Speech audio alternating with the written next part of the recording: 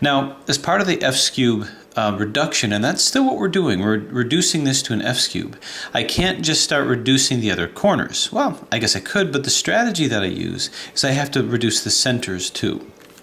So right after, if I were to reduce this to the F Skewb, I've just reduced this, this, and this, the same way that I did it here. Now I have to reduce the centers to look like the F Skewb. So I'm just going to reduce both of them so that they look like this. I had to reduce these two so that they look like this when they're different colors. Well, so too, what I'm going to do is I'm going to reduce the centers, get it as the same color. I'm going to do that with the ones that are right adjacent to the corners that I've put in. So in other words, this doesn't count. This isn't good because it's not adjacent to a corner that's reduced. It's not one of my F Skewb corners or Dayan Gem 5 corners, however you want to look at it. It's this one. So this is actually correct. The only difference now is I want to correlate it as best I can with this center over here. So we don't have to, because you know that we're able to move these around should we need to. But we might as well in this particular case. So these two, although they're the same color, it's not the right reduction because unlike this just had one color. This is two colors, so this is not reduced correctly. So here's what I would do. What I'm looking to do is I'm looking to reduce centers over here, but I want to coordinate it as best I can because it'll make for less steps later on, is correlate it with this.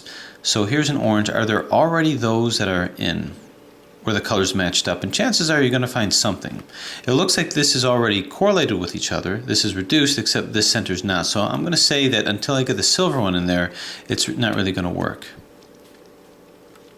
Well, let's look at this over here, just as an example. This silver one is correct, silver and green, and this is actually a correct center. What I'm going to want to do is put another green and silver over here.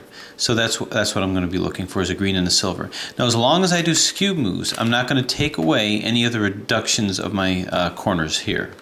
So where's the next green and silver? And it's going to be a green with a centerpiece here. Green and silver, it's right over here. So keeping my perspective, I'm going to want to move this into this position over here. So I'm going to do a skewb move until I get it in place. So this is going to come down to here. If you notice, this is going to very nicely come to here to reduce this whole side. Now remember, I'm doing this kind of like the centers of a large, edges of a large cube. So I'm going to take this and I have to find two other centers to coordinate this with. So this one and this one. Now what I'm going to do is I'm going to move this down so that this is okay here. Now I could move the entire center, and here's how I would do that. I'll just move this down here, replace it with this one, and then move it back up. These are all skewb moves, and then just bring this back up over here. This gets the center back, and I put my green and gray side in. I'll just find it to show you so you can see this is here. This is lined up with the right center, and this is all lined up over here. Let's make it, let's add a little bit of layers of complexity to this.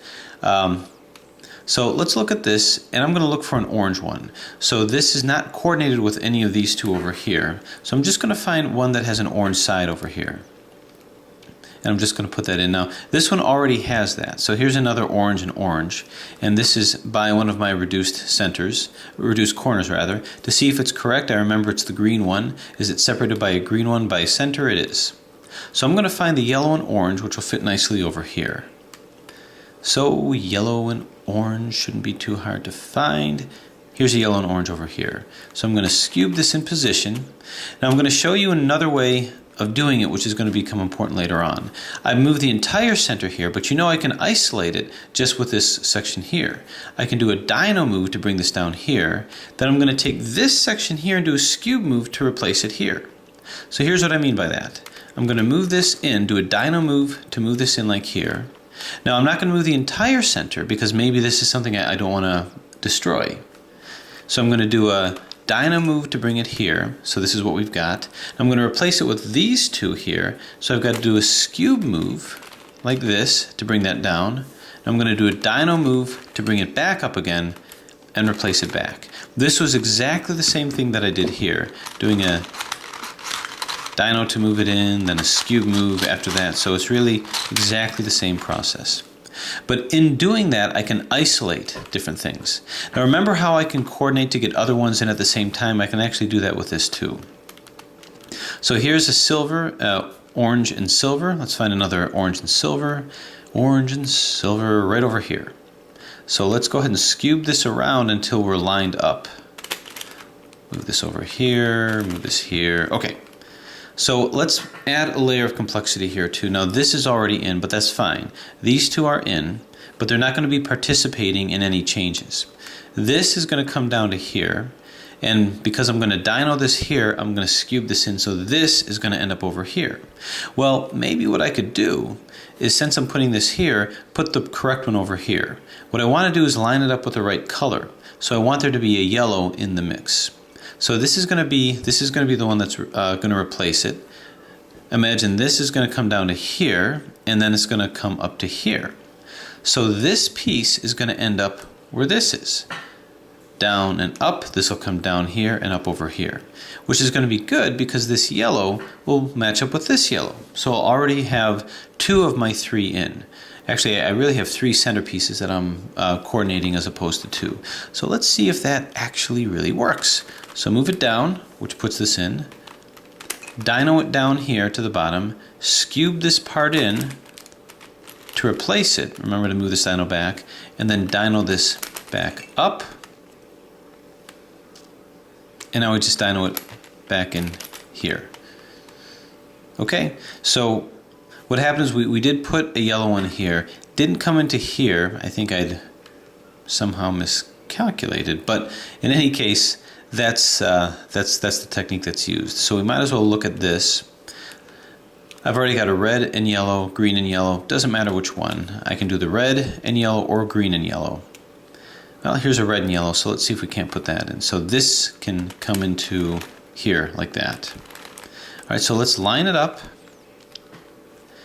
In this case, this is now going to be to the left since this is coming here to share these guys over here. This is already in and this is already in.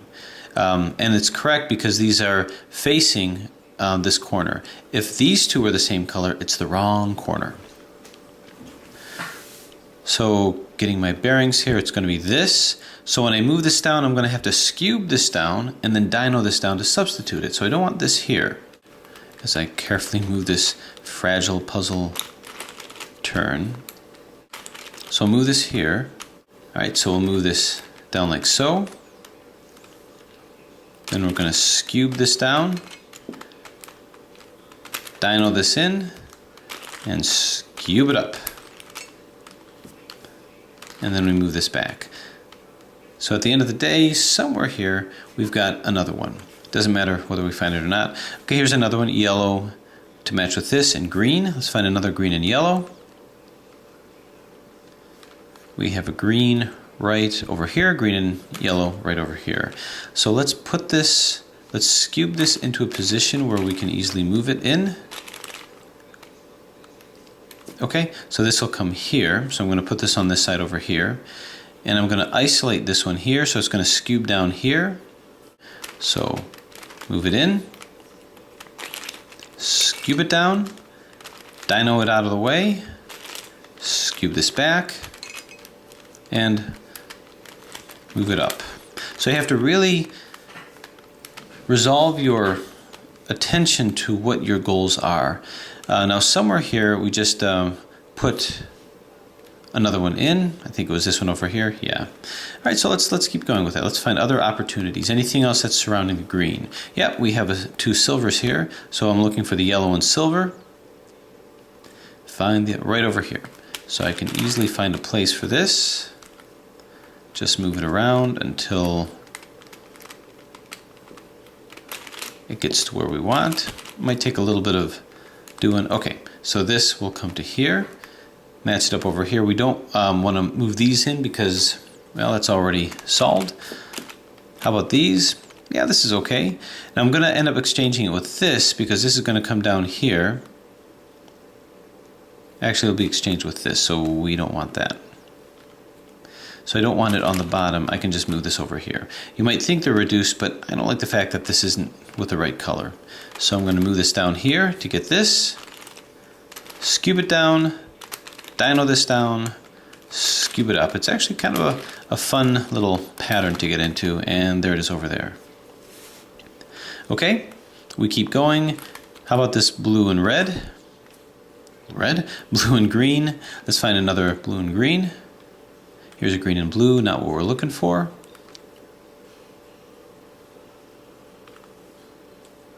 Blue and green, right over here.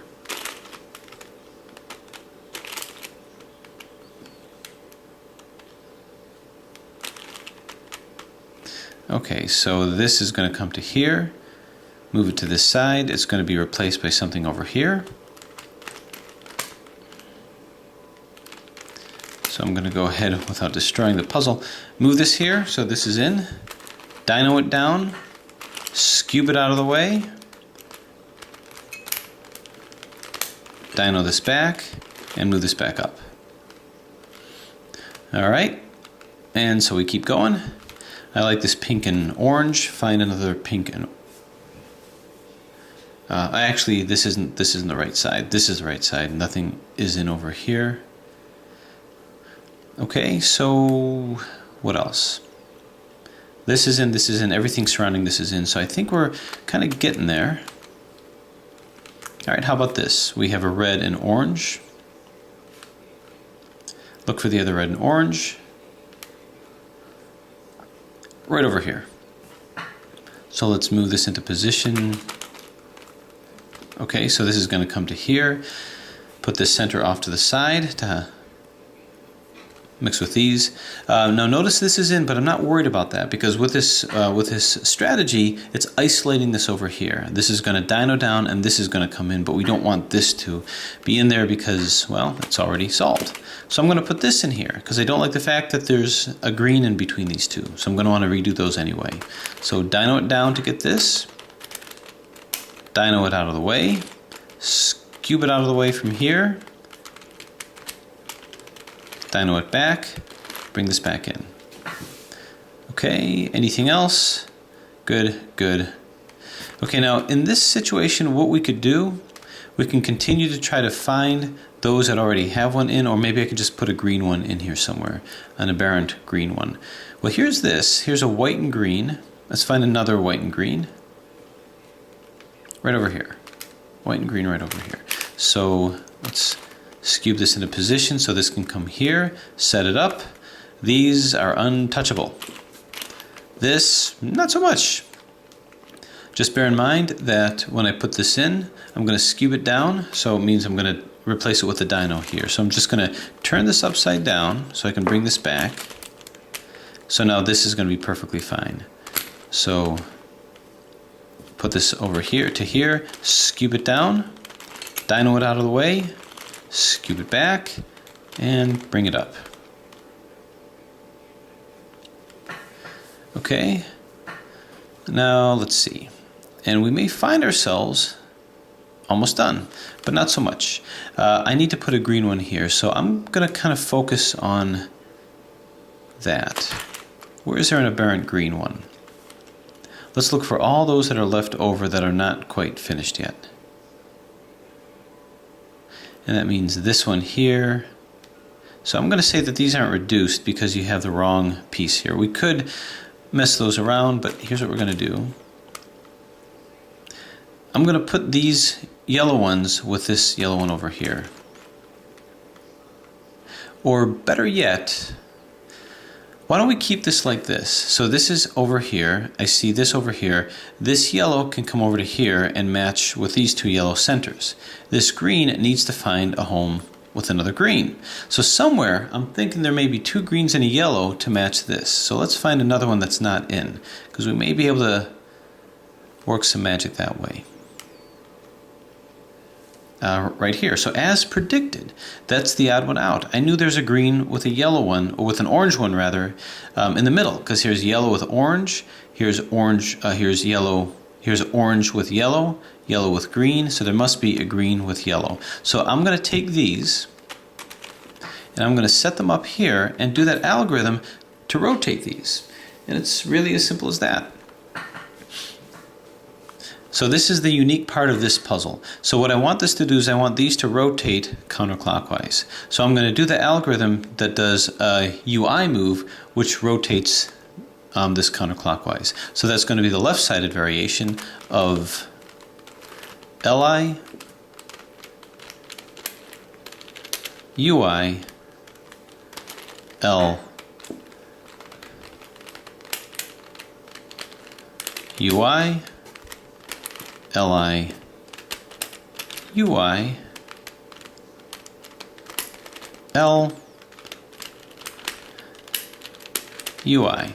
And look at that. Good, good, and good. So we were able to finish the reduction with these sides. So keeping our perspective, remember this is the only triangle and this is the only triangle. These triangles are the only ones that I care about, these two and these two.